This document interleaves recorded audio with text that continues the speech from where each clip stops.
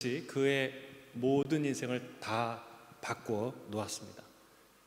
그가 고쳐달라고 요청할 수 없었어요. 왜냐하면 보이지 않았기 때문에 예수님을 볼 수도 요청할 수도 없었습니다. 여러분, 우리에게 구원은 그렇게 임합니다. 주님은 우리가 간절히 요청하면 긴급하게 달려오는 911 서비스가 아니에요. 주님은 이미 우리가 구하기도 전에, 우리가 그분이 있다고 알기도 전에 그분이 우리를 먼저 아시고 우리를 향해 다가오시는, 달려오시는 분인 줄로 믿습니다. 오늘 주인공인 이 맹인이었던 이 사람은 날 때부터 소경이 되어서 평생 구걸하며 살았습니다. 초라한 인생이었죠. 하지만 그는 예수님의 목적지가 됩니다.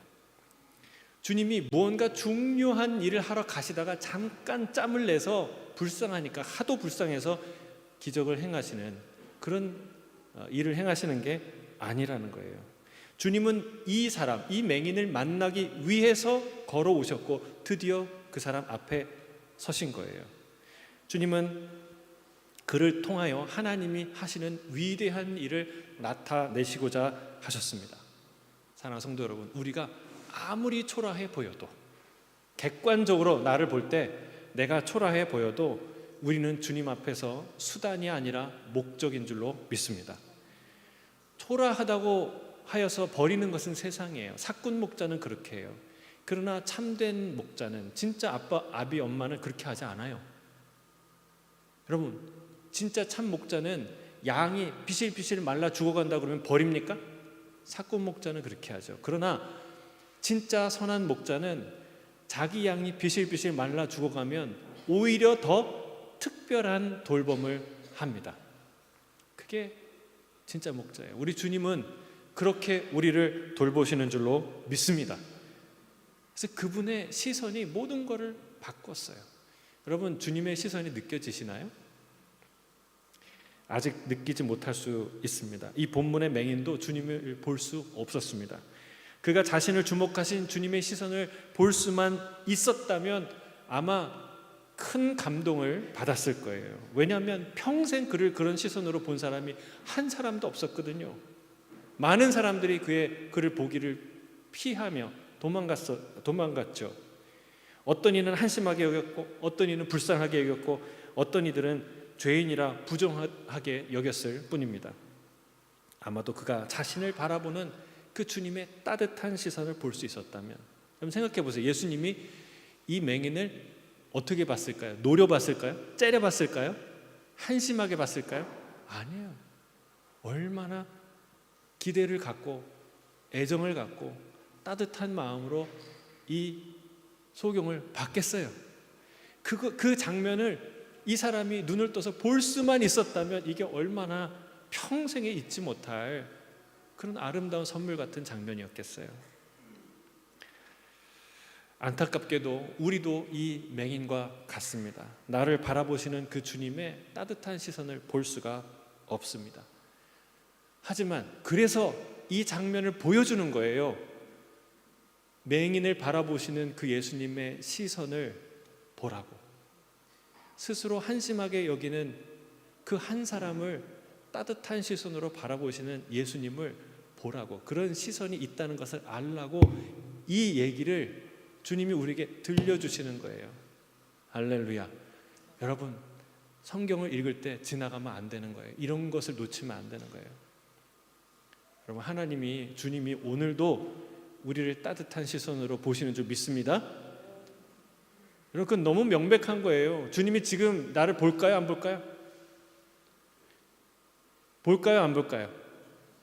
째려볼까요? 노려볼까요? 어떻게 볼까요? 여러분, 부모가 자녀에게 시선을 놓치는 순간 그 자녀는 큰일 나는 거예요. 우리에게 하나님의 시선이 떨어지는 순간 우리 인생은요, 큰일 나는 거예요. 주님이 오늘도 지금도 보고 계세요. 따뜻한 시선, 우리가 못 느낄 뿐이에요. 맹인 되어서 못 볼 뿐이에요. 그러나 그런 시선이 있다는 걸 알라고 주님이 이 사건을 보여주시는 것이죠. 세상이 나를 주목하지 않을지라도 주께서 나를 주목하시는 줄 믿습니다. 그 시선이야말로 우리 인생의 가장 큰 보상이요, 가장 큰 위로인 줄 믿습니다. 주님이 그 맹인에게 이렇게 행하십니다. 6절, 7절입니다. 같이 읽어볼까요? 자, 시작. 이 말씀을 하시고 땅에 침을 뱉어 진흙을 이겨 그의 눈에 바르시고 이르시되 실로암 못에 가서 씻으라 하시니 실로암은 번역하면 보냄을 받았다는 뜻이라. 자, 예수님이 하시는 일이 좀 엉뚱해 보여요. 땅에다 침을 탁 뱉어가지고 그 진흙을 이겨갖고 사람의 눈에 발라요.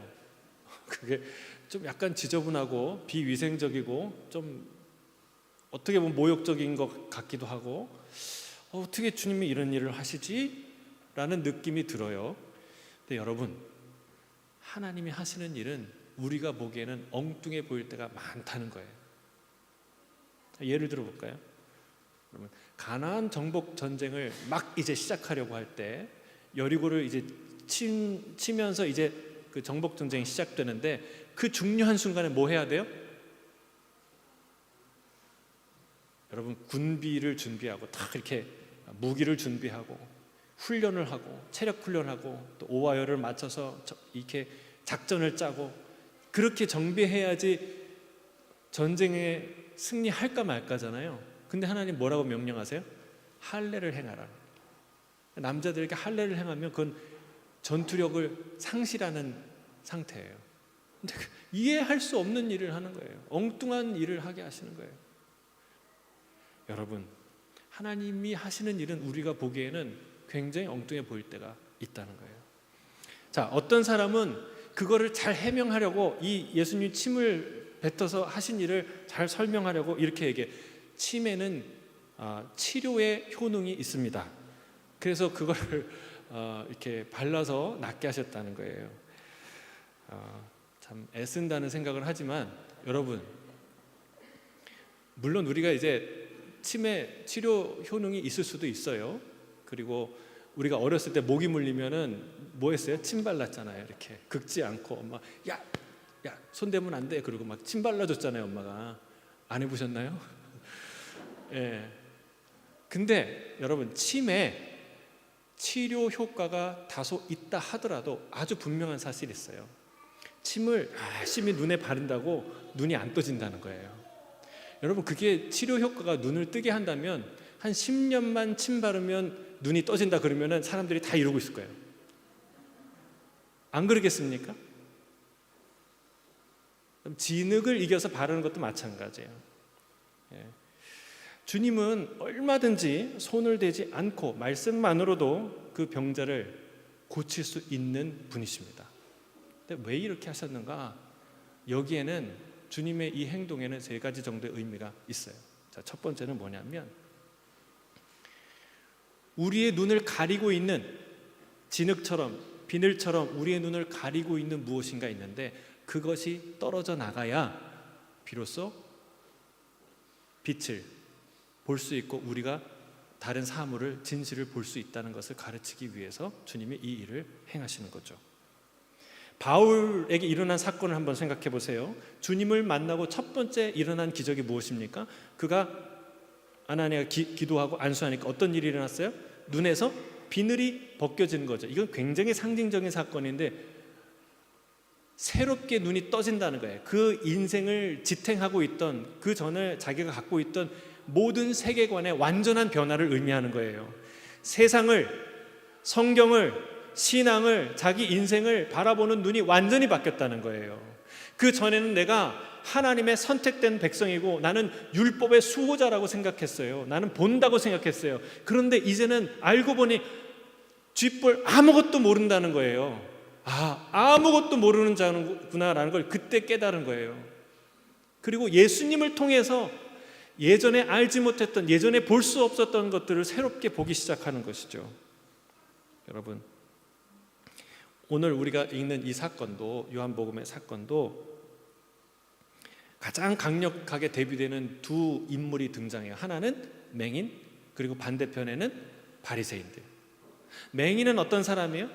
스스로 나는 볼 수 없다고 아는 사람하고 알고 인정하는 사람이에요.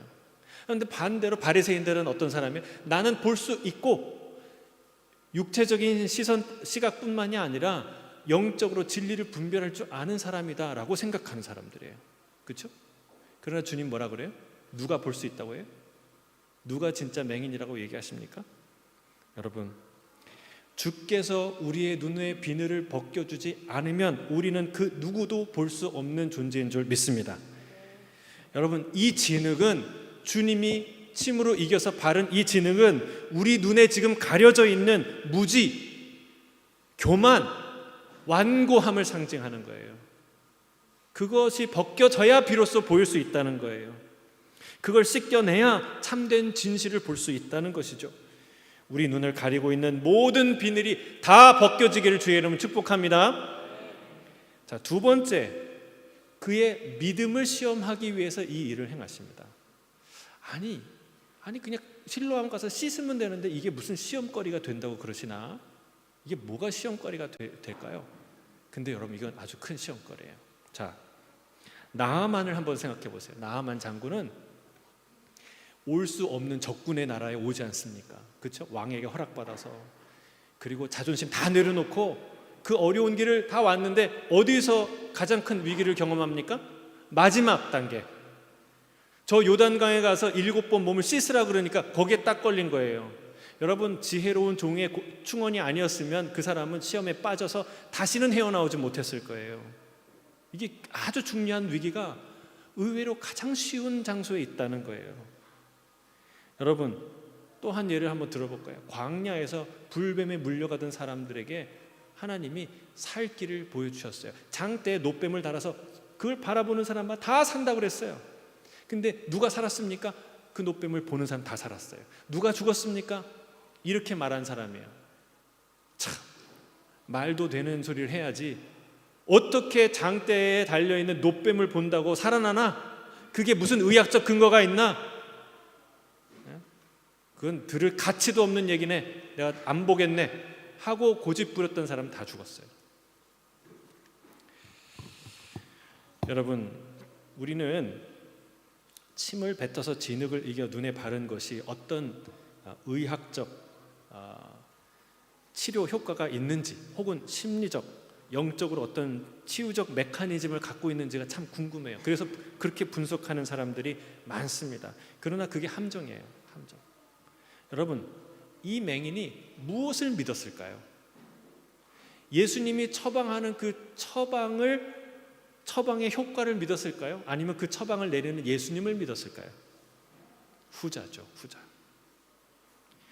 여러분, 그가 예수님이 내리는 처방이 신통했다면, 믿을만하구나, 그렇게 하면 내가 눈이 낫겠구나. 여러분, 다 우리가 의사를 믿는 것 같지만 사실은 의사가 내리는 현대 과학에 근거한 그가 배운 현대 과학적인 의료 이 기술을 믿는 거 아니겠습니까? 그렇게 하면 우리가 살겠다 하고 따르는 거 아니겠습니까?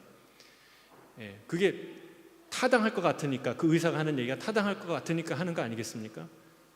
근데 만약에 이 맹인이 예수님이 내린 처방을 믿는 차원에서 접근했다면 그는 절대 순종하지 못했을 거예요. 이런 말을 했을 거예요. 당신 나하고 장난하는 거야 지금? 내가 이 병 치료하려고 안 먹은 약이 없고 안 해본 치유 방법이 없는데 기껏 가서 물에서 씻으라고? 그러면 낫는다고? 아니, 이 병 때문에 탕진한 돈이 얼마고 우리 집은 다 망하고 내가 지금 여기서 이제 구걸하고 있는데 아니 지나가면서 차라리 몇 푼이나 주고 갈 노릇이지 이렇게 영업방해해도 괜찮은 거야? 아마 따졌을 거예요. 불뱀에 물려 죽어갔던 자들과 같은 이야기를 했을 것입니다.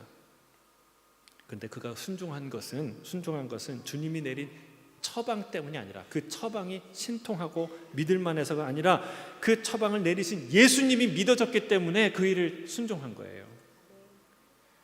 여러분, 우리는 성경에서 신비한 원리를 또는 영험한 처방을 찾아내려고 애쓰고 그렇게 하면 뭔가 어떤 신비한 일이 일어날 거라는 생각을 할 때가 많습니다. 여러분, 그랬다가는 큰일 납니다. 망합니다. 우리가 성경에서 찾아야 할 것은 어떤 방법이나 요령이 아닙니다. 우리가 구해야 될 것은 그 모든 일을 하시는 예수님, 우리 하나님 그 자체이십니다. 우리에게 필요한 것은 그분을 믿는 믿음이지 그가 행하는 신령한 방법이 아니라는 거예요. 마술사 시몬을 생각해 보세요. 그가 사도 베드로와 요한이 기도할 때 성령이 강림하는 것을 보고 뭐라고 얘기했습니까? 돈을 주면서 얘기했죠. 나에게도 이런 능력을 할 수 있도록 해주십시오. 내가 언제든지 기도하면 그런 능력이 나타나게 해주십시오 라고 얘기했을 때 사도 베드로가 뭐라고 그랬어요? 내가 너를 보니 너는 악독이 가득하다. 이 은과 함께 내가 망할지어다 라고 말해요. 그게 악독한 말, 어리석은 말이라는 거예요. 그게 우상숭배적인 말이라는 거예요. 여러분, 우리가 믿어야 할 것은 처방이나 방법이나 요령이 아니라는 것이죠. 이 일을 행하시는 주님이십니다. 그를 믿고 순종하는 믿음입니다. 여러분, 한 가지 더, 이렇게 얘기해도 이 사람의 믿음이 대단하다 느껴지지 않는, 이게 무슨 믿음의 승리인가? 한 가지만 더 살펴보겠습니다. 여러분, 지난주에 또 우리가 큐티를 하는데 아람 군대가 사마리아를 에워싸서 모든 백성이 굶어 죽을 때 일어난 일이에요. 이스라엘 왕이 의지하는 한 장관에게 엘리사가 얘기합니다. 뭐라고 얘기하냐면 내일 이맘때 고운 가루 한 스아, 한 7.6리터 정도 되는 그 가루죠, 밀가루. 그 가루가 한 세겔에 거래될 것이다 라고 말을 하니까 이 장관이 콧 웃음을 칩니다. 아니, 그럼 속으로만 생각했으면 모르겠는데 겉으로 얘기를 해요. 아니, 하나님이 하늘의 창을 여신들 그런 일이 일어나겠습니까? 충분하겠습니까? 이런 말을 합니다. 왜 그래요? 그 상황이 그토록 심각한 상황이었어요. 밀가루는커녕 비둘기똥 4분의 1갑 300ml, 그러니까 우유곽 하나, 250ml 우유곽 있잖아요. 그거보다 조금 더 있는 그게 은 5세겔, 장정이 5일 동안 일해야 되는 임금을 주고 사는 게 비둘기똥이에요. 그 한 갑이었어요. 그것도 없어서 많은 사람이 굶어 죽었고 심지어는 자기의 자녀를 삶아 먹는 일이 일어난 그 상황이었어요. 그러니까 자기 경험상으로서 지금 상황으로는 그런 일이 있을 수 없다는, 비웃는 거예요. 안 믿는 거예요. 여러분, 이 장관에게 하나님이 뭘 요구하셨습니까? 아니, 나가서 뭘 보라고 얘기했습니까? 뭘 씻으라고 얘기했습니까? 아니에요. 아까 제가 언급한 그 나아만이나 불뱀에 물린 사람이나 이 맹인에 비해서는 너무나 상대적으로 가벼운 의무가 주어졌어요. 너 특공대를 만들어서 네가 가서 싸워라. 그러면 내가 너 승리를 줄 것이다. 이런 일을 줄 것이다. 그랬어요? 아니에요. 그런 일을 내가 행할 것인데 너는 믿고 바라고 기다리면 된다. 근데 그걸 못해요. 사랑하는 성도 여러분, 세상 가장 어려운 일 중에 하나가 믿음의 문을 여는 거예요. 이것처럼 힘든 일이 없어요. 결국 그는 아람 군대가 물러간 사건을 목격하지만 성난 군중에 의해서 밟혀 죽습니다. 불신은 자유예요. 의심은 자유예요. 그러나 불신하는 자, 의심하는 자는 진리가 주는 그 생명의 유익, 축복을 누리지 못하게 되는 거예요. 여러분, 오늘 이 맹인을 보세요. 그는 이 일을 행하신 주님을 믿습니다. 주의 말씀대로 실로암 못에 가서 씻으려고 자리를 일어납니다. 수십 년간 앉아있던 그 자리를 일어난다는 거 쉽지 않은 거예요. 절망의 자리에서 일어난다는 거 쉽지 않은 거예요. 그러나 주님의 처방 때문이 아니라 주님의 말씀, 그 명령을 내리신 주님을 믿기 때문에 그가 일어나서 말씀에 순종합니다. 저는 주의 말씀을 믿고 주님께 순종하는 저와 여러분이 되시기를 주의 이름으로 축복합니다. 세 번째는요, 실로암에 가서 씻으라고 그랬잖아요. 이 실로암이 예수 그리스도이심을 알려주시는 거예요. 자, 이 실로암은 어떤 연못이냐? 주님이 초막절에 나는 세상의 빛이다 라고 말씀하셨죠. 지금도 다시 말씀하세요. 내가 세상에 있는 동안에는 세상의 빛이로라 말씀하지 않습니까? 실로암은 초막절에 제사장이 금주전자에 물을 퍼담는 장소예요. 그 물을 가지고 제단에 가서 뿌리고 그 주위에서 춤추고 노래하고 주님을 찬양하는, 그리고 밤새 불을 켜놓고 그 구원의 하나님을 찬양하고 노래하고 기뻐하는 그런 이 날이 초막절이에요. 그러니까 이 실로암이라는 것은, 실로암의 물이라는 것은 이스라엘의 생수가 되신, 생명이 되신 하나님을 상징하는 것이죠. 또 오늘 본문은 실로암이 어떤 뜻을 가진다고 말했습니까? 보냄을 받았다라고 얘기해요. 이게 참 중요한 의미예요. 보냄을 받았다. 예수님은 자기 자신을 뭐라고 말씀하세요? 그렇죠. 보냄받은 자다라고 말씀하세요. 아버지께로부터, 하나님 하늘 아버지께로부터 보냄받은 자, 보내서 온 자다. 나는 하늘에서 왔고 너희는 땅에서 태어나지 않았냐? 주님이 말씀해요. 나는 하늘에서 보냄받은 인자다라고 말씀하십니다. 그렇습니다. 이 실로암은 예수 그리스도를 의미하는 거예요. 예수 그리스도만이 우리에게 참된 치유를, 참된 빛을 보게 하는 그런 놀라운 새 삶을 주시는 분이 예수 그리스도다라는 것을 말씀하시는 거죠. 여러분, 맹인이 눈을 뜨는 것은 메시아 시대의 개막을 상징하는 중요한 사건입니다. 이사야는 이렇게 말하고 있어요. 이사야 29장 18절 같이 읽을까요? 시작. 그 날에 못 듣는 사람이 책의 말을 들을 것이며 어둡고 캄캄한 데에서 맹인의 눈이 보일 것이며. 그날에 어떤 일이 일어난다고요? 맹인의 눈이 보게 될 것이다 라고 말하고 있어요. 또한 이 세례 요한이 옥에 있다가 그 예수님께 제자를 보내서 묻습니다. 오실 그이가, 메시아가 당신입니까? 아니면 우리가 다른 분을 기다려야 됩니까? 라고 얘기할 때 예수님이 이렇게 대답하세요. 누가복음 7장 22절이에요. 같이 읽겠습니다. 시작. 예수께서 대답하여 이르시되 너희가 가서 보고 들은 것을 요한에게 알리되 맹인이 보며 못 걷는 사람이 걸으며 나병 환자가 깨끗함을 받으며 귀먹은 사람이 들으며 죽은 자가 살아나며 가난한 자에게 복음이 전파된다 하라. 아멘. 할렐루야. 메시아의 증거의 첫 번째 증거가 뭐예요? 맹인이 눈을 뜬다는 거예요. 할렐루야. 여러분, 예수님이 하시는, 메시아가 와서 첫 번째 하는 일은 빛을 주는 거예요. 맹인이었던 자들에게 눈을 뜨게 하는 거예요. 그 상징적인 사건이 바로 오늘의 사건입니다. 여러분, 우리에게 빛을 주시는 분은 예수 그리스도이신 줄 믿습니다. 사도 요한은 요한복음 서두부터 힘주어 강조하고 있습니다. 참 빛, 곧 세상에 와서 각 사람에게 비추는 빛이 있었나니 그가 세상에 계셨으며 세상은 그로 말미암아 지은 바 되었으되 세상에 그를 알지 못하였고 자기 땅에 오매 자기 백성이 영접하지 아니하였으나. 여러분, 우리 주님은 참 빛인 줄 믿습니다. 우리의 실로암 대신 예수 그리스도로 씻은 자만이 눈을 뜨게 된다는 거예요. 어떤 요령이나 방법이 있는 것이 아닙니다. 우리에게 빛을 주시는 참빛 되시는 예수 그리스도만 계실 뿐입니다. 예수님은 우리의 참빛 되십니다. 이 빛이 비춰져야, 그래야 어둠이 보이는 거예요. 어둠의 특징은 뭐냐면 절대로 어둠이 스스로의 어둠을 깨닫지 못한다는 거예요. 빛이 임할 때야 비로소 아하, 내가 살던 이 세상이 어둠이었구나 라는 걸 알게 됩니다. 빛이 임할 때만이, 빛을 경험할 때만이 자신의 어둠을 알게 되는 거예요. 다시는 어둠에 다니지 않을 수 있게 되는 것입니다. 그리고 전에 볼 수 없었던 것을 보게 되는 거예요. 영적인 세계가 열리는 것이죠.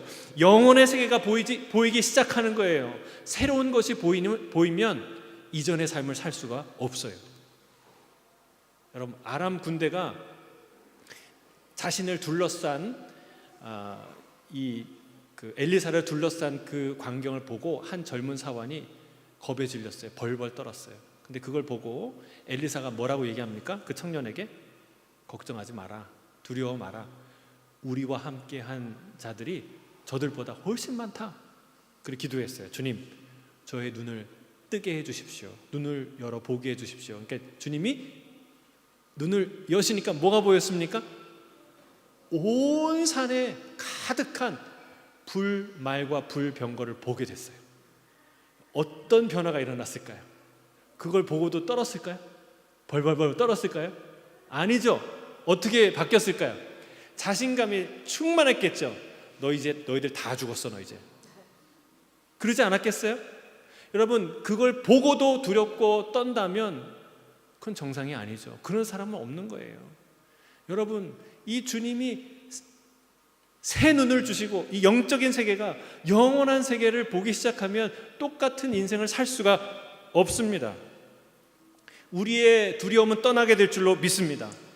그리고 또한 전에는 그토록 중요하던 것이 이제는 하나도 중요하지 않게 돼요. 반대로 그전에는 그토록 사소하던 작은 것이 이제는 너무나 소중한 것이 됩니다. 할렐루야. 여러분, 이런 변화가, 이런 놀라운 역사가 저와 여러분의 인생에 일어나길 주의 이름으로 축복합니다. 세상의 빛 되신 예수 그리스도를 인하여 우리의 눈이 다 열리게 되기를 주의 이름으로 축복합니다. 자, 8절 9절입니다. 같이 읽겠습니다. 자, 시작. 이웃 사람들과 전에 그가 거린인 것을 보았던 사람들이 이르되 이는 앉아서 구걸하던 자가 아니냐. 어떤 사람은 그 사람이라 하며 어떤 사람은 아니라 그와 비슷하다 하거늘 자기 말은 내가 그라 하니. 자, 침의 진흙을 이겨 눈을 발라서 씻으라고 했던 거 세 가지 의미 같다고 얘기했죠. 예? 우리 안에, 우리 눈에 가려진 진흙, 비늘이 벗겨져야 보인다. 그리고 믿음으로 우리가 치유받는다. 그리고 이 실로암은 예수 그리스도께서 우리에게 빛을 주시는 분이다라는 것을 상징한다고 얘기했어요. 자, 근데 이 사람이 완전히 그러니까 변화되고 성숙되는 과정들을 그 증인으로 세워지는 그 과정을 우리가 보게 돼요. 자, 그는 눈이 뜨여지자 그의 삶이 완전히 바뀝니다. 몰라보게 바뀝니다. 외모도 바뀝니다. 그래서 사람들이 잘 알아보지 못했어요. 어떤 사람은 이 사람이 평생 여기 앉아서 구걸하던 그 사람이다라고 말을 했는데, 또 어떤 사람은 아니다, 그와 비슷한 사람이다, 막 이렇게 서로 다투었어요. 여러분, 이때 이 사람의 스탠스가 중요해요. 이 사람이 어떤 입장을 취했을까요? 여러분, 굳이 자기가 구걸하던, 거지같이 매일 구걸하던 그 사람이라고 알릴 필요가 있어요, 없어요? 굳이 이때 모른 척, 아닌 척 할 수 있었어요. 하지만 그는 솔직하게 인정합니다. 내가 그 사람 맞습니다. 내가 맹인으로 태어나서 평생 늘 여기 앉아서 구걸하던 거지 맞습니다. 이렇게 자기를 인정하는 거예요. 시인합니다. 사랑하는 성도 여러분, 우리는 누구든지 예수 안에서 새 사람이 되는 줄 믿습니다. 이전 것은 다 지나갑니다. 그런데 우리는 자신의 과거를 그렇다고 잊으면 안 돼요. 부인해서도 안 됩니다. 나는 새 사람이 되었으니 맹인되었던 과거를 잊자. 새 삶을 출발하자. 내가 그런 삶을 살았다고 말하지 말자. 그렇게 되면 어떻게 됩니까? 그러면 어떻게 돼요? 다 좋은데 한 가지를 못해요. 나를 고치신 그 예수님을 드러내지 못해요. 그분을 증언하지 못해요. 여러분, 뭐가 더 소중할까요? 창피한 과거를 숨기고 새 이미지로 새 삶을 사는 것입니까? 아니면 내 부끄러움이 드러날지라도 예수 그리스도를 증거하고 드러내는 그런 일입니까? 후자가 더 중요한 일이에요. 더 중요한 기회예요. 비교할 수 없이 중요한 일이에요. 예수님을 증거할 수 있는 기회는 우리에게 가장 중요한 찬스요, 축복인 줄로 믿습니다. 우리의 부끄러움을 통해서, 과거를 통해서 주님을 증거하는 저와 여러분 되시길 바랍니다. 근데 그렇다고 과거를 너무 지나치게 말할 필요는 없어요. 자기의 간증하는 사람을 보다 보면 자기의 흑역사를 지나치게 강조하시는 분이 덜어 있어요. 무용담처럼 막 늘어놔요. 이 사람도 그렇게 할 수 있죠. 내가 그 수십 년간, 이제 16년간 뭐만 해왔던 사람 있잖아요. 내가 구걸만 했는데 그게 얼마나 힘든 줄 아냐고, 얼마나 처량한지, 그거 얘기하느라고 눈물 콧물 다 빼요. 주님이 고치신 것에 기뻐하는 게 아니라 내가 옛날에 과거에 상처받았던 거 그거 얘기하느라고 다, 여러분, 그것도 예수님을 온전하게 드러내는데 방해가 돼요. 그것도 온전한 방법이 아니라는 거예요. 여러분, 어떻게 하면 되냐? 이 고침받은 이 맹인처럼 하시면 돼요. 내가 구걸하던 맹인 맞습니다. 이렇게 고백하면 되는 거예요. 이렇게 시인하면 되는 거예요. 이런저런 얘기를 장황하게 늘어놓을 필요가 없는 거예요. 사도 바울도 고백하지 않습니까? 내가 죄인 중에 괴수다. 여러분, 이런 얘기 굳이 안 해도 되는 사람이에요. 이미 값을 다 치른, 여러분, 40에 하나 감한매를 몇 번이나 맞았습니까? 이미 벌은 다 받은 사람이에요. 그 옛날의 과거는, 죄악의 과거는 까마득히 사라진 그런 사람이에요. 위대한 사도예요. 그러나 그가 여전히 고백, 나는 죄인 중에 괴수다 라고 인정하지 않습니까? 이런 겸손과 정직함이 우리에게 필요한 줄로 믿습니다. 바로 그런 겸손과 정직함을 통해 누가 드러납니까? 예수 그리스도. 주님께서 내게 하신 일을 부끄러움 없이 담대하게 고백하는, 그래서 예수님을 드러내는 저와 여러분이 되시기를 주의 이름으로 축복합니다. 아멘. 우리 10절 11절 함께 읽겠습니다.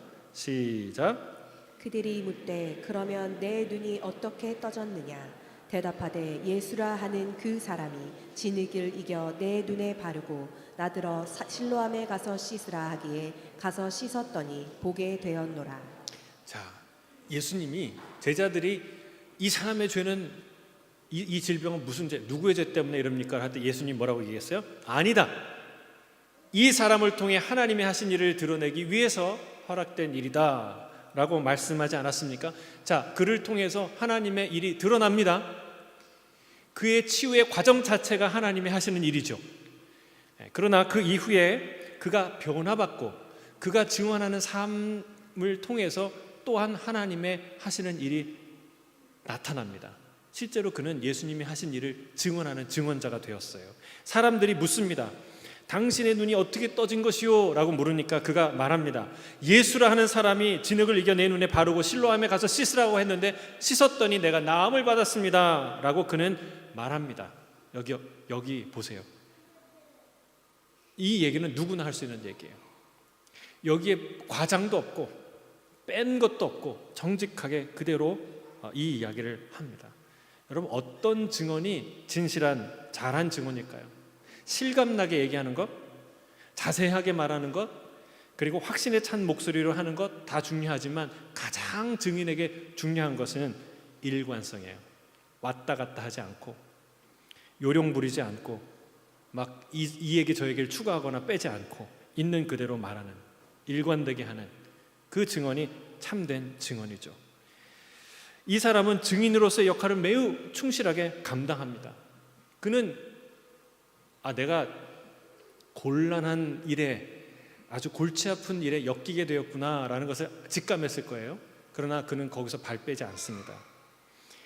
자신의 과거도 부정하지 않습니다. 일어난 사건을 과장하지도 않습니다. 있는 그대로 증언합니다. 여러분, 이게 증인의 태도라는 거예요. 여러분, 우리도 증인으로 부름받은 줄 믿습니다. 우리도 예수님을 증언해야 돼요. 어떻게 증언해야 될까? 이 사람처럼 해야 한다는 거예요. 예수님이 하신 일을 그대로 증언해야 되는 거예요. 예수님 무슨 일 하셨어요? 우리를 위해 십자가에 죽으시고 사흘 만에 부활하셔서 승천하셨는데 그를 믿는 모든 자를 다 구원하십니다. 이게 복음 아니겠습니까? 우리가 생각해서 이 말을 누가 믿겠어? 이렇게 생각해서 말을 보태거나 빼거나 할 필요가 없다는 거예요. 여러분, 성경에 써 있고 성경이 우리에게 증언하는 그대로를 증언하는 정직한, 용기 있는, 담대한, 겸손한 증인으로 사시기를 주의 이름으로 축복합니다. 우리를 스타로 부르신 게 아니에요. 우리를 증인으로 부르셨어요. 그래서 하나님이 하신 일을 증언하는 것이, 진실하게 증언하는 것이 우리의 삶입니다. 의무입니다. 그런 충실한 증인으로 사시는 저와 여러분 되시길 바랍니다. 마지막으로 12절에 같이 읽겠습니다. 시작. 그들이 이르되 그가 어디 있느냐? 이르되 알지 못하노라 하니라. 자, 그가 어디 있느냐 물으니까 알지 못한다라고 대답합니다. 예수님이 몸을 그 사이에 숨기신 거예요. 근데 이 사람이 이 질문을 들었을 때 아차 싶었을 거예요. 아하, 나를 고치신 분, 그 어떤 의원도 할 수 없고 그 어떤 마술사도 할 수 없고 그 어떤 것으로도 할 수 없는 그 일을 내게 하신 이분을 내가 놓쳤구나. 아이고, 내가 이 고침받아서 너무나 기뻐서 그분께 감사의 마음을 충분히 전달하지 못했구나. 그가 어디 계신지, 어디 가면 다시 만날 수 있는지 여쭤봤어야 했는데 라는 생각을 했을 거예요. 여러분, 눈이 새롭게 떠졌으니까 얼마나 신났겠어요. 모든 게 다 새로운 거 아니에요. 모든 게 신비로운 거 아니에요. 그러니까 눈을 보다가 시력을 잃은 사람은 그나마 사람들이 얘기하면 빨간색, 이 장미, 빨간 장미가 아름다워 그러면은 그걸 상상할 수 있는데, 한 번도 본 적이 없는 사람은 빨간색을 본 적이 없는 사람 상상할 수가 없어요. 그러니까 그거를 보기 시작하는데 얼마나 신났겠어요. 새로운 막 기적들이 일어나는데, 아름다운 인생인데 그걸 누리느라 까먹은 거예요. 정작 까먹은 거예요. 이 큰 은혜를 주신 그 주님께 감사해야 되는 것을, 그 주님을 붙들어야 되는 것을 까먹은 거예요. 그러던 사이에 주님은 사라지고 안 계셨어요. 여러분, 우리에게 이런 일이 얼마나 많아요. 주님 주신 은혜와 축복을 누리느라고 정신이 없어요. 그 축복을 주신 하나님께 감사하는 다 새까맣게 잊어버려요. 그리고 이제 아차 싶은 거죠. 여러분, 지금이라도 늦지 않았어요. 그 주님을 기억하시길 바랍니다. 근데 여러분, 주님의 입장에서 생각해 보세요. 예수님께 이런 사람, 이런 경우가 얼마나 많았겠냐는 거예요. 그런 기적을, 예수님은 엄청난 은혜와 기적을 행하셨는데 거기에 걸맞는 칭찬과 찬양과 감사는커녕 모욕과 반대와 박해를 받으셨죠. 예수님이 예루살렘에 올라가시다가 그 사마리아 부근을 지날 때에 10명의 나병 환자를 고치신 적이 있어요. 근데 그들 중에 딱 한 사람, 이방인 한 사람만 돌아와서 감사하다고 그랬어요. 예수님이 나머지 9은 어디 있느냐 물어보시죠. 우리가 그러고 살아요. 또 하나님이 예수님이 기적을 행하셨는데 다음날 와서 그 기적, 똑같은 기적 오늘도 또 해보세요 라고 아주 정말 기가 막히고 코가 막힐 일들을 얘기를 하는 사람들이죠. 오병이의 기적을 하셨을 때 그랬잖아요. 이거 오늘 이거 또 떡을 만들어 달라고. 여러분, 이런 얼마나 무례하고 어리석은 행동입니까? 여러분, 무례한 행동 아니에요? 여러분, 어제 내가 너무 급해서 1,000불을 빌려주셨어요. 그럼 오늘 또 와서 어제 빌려줬으니까 오늘 또 빌려주세요. 당신 돈 많잖아요 하면 이게 얼마나 무례한 일이에요. 그렇죠? 여러분, 그래서 예수님이 이렇게 하지 않으셨다는 거예요. 이런 대접을 받으셨음에도 불구하고 이 괘씸한 녀석들, 내가 다시는 기적을 행하나 보자. 그리고 하나님, 예수님이 기적을 행하지 않고 하늘로 샥 올라가 버리지 않고 어떻게 하셨어요? 끝까지 사랑하셨다는 거예요. 이게 주님의 사랑인 줄 믿습니다. 우리도 그래야 합니다. 사랑이라는 것은 상처받을 준비, 잊혀질 준비를 하고 하는 것이 사랑이라는 것을 알아야 해요. 우리 주님은 그렇게 겸손히 우리를 섬기셨습니다. 엄청난 은혜를 주셨고 놀라운 사랑을 주셨는데 그걸 깨닫기는커녕 모욕으로, 반대로 그런 이 피드백을 받으시면서도 주님은 그 사랑을 멈추지 않으셨어요. 하늘의 미랄처럼 자신을 주셨습니다. 우리도 서로 그렇게 사랑하는 것이 마땅합니다. 자신을 알아주지 못한다고 서운해하지 마시고 나를 알아주신 주님의 사랑에 늘 감사하며 그 사랑을 나누며 사는 저와 여러분 되시기를 바랍니다. 기도하겠습니다. 사랑하는 주님, 진흙같이 더럽고